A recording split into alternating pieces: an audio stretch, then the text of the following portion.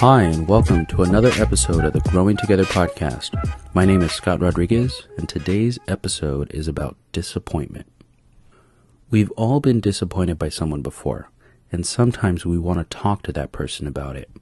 Today's podcast is about that conversation and dissecting some of the underlying intentions beneath the words. This is only important to me because until understanding the different intentions, I was doing it completely wrong myself. Usually the conversation doesn't really get started until those words, "I was disappointed when you," come out. That's the moment for whoever's on the receiving end. Since this is effectively the start of the real conversation, it sets the tone.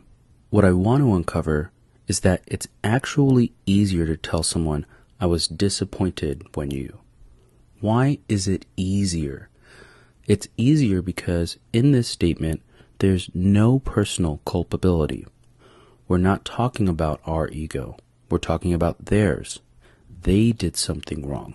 They need to fix something. They have something they need to work on. So it's a very safe place for us to come from. I'd like to offer a suggestion.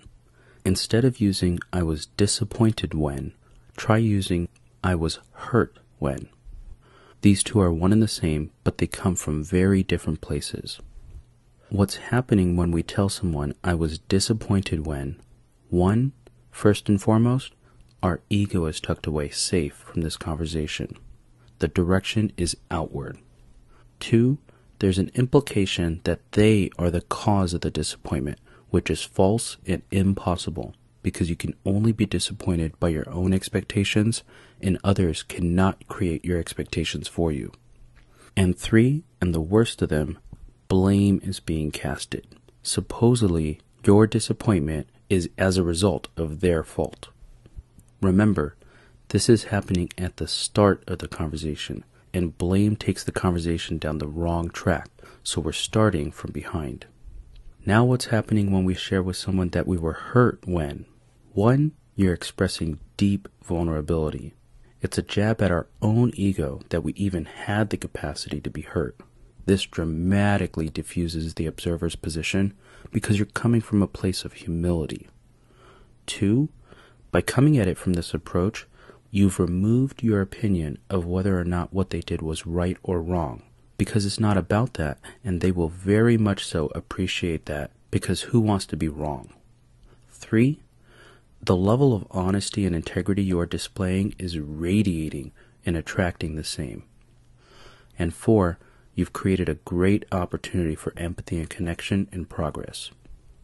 Being disappointed and being hurt are the same thing with one main difference. Disappointment is pushing out blame and hurt is taking in responsibility. Once you've started the conversation by expressing hurt, here comes one of the most important parts, seeing how they respond. This is a great opportunity to learn a lot about who you're working with. Did they hear you? Do they care? Do they seem genuine? Is being right or wrong still important to them, or are they focused on progress? The hope is that they come down with you and it becomes a stronger team, better prepared to accomplish the goal. I've had the disappointed conversation and I've had the hurt conversation, and the hurt conversation wins every time. I hope I've inspired you to at least think about trying it sometime, and that's all I ask. I want to thank you for listening. I'm really enjoying getting content out there, and I look forward to setting up the next podcast. That's today's podcast. I hope you enjoyed it as much as I enjoyed creating it, and I will see you next time.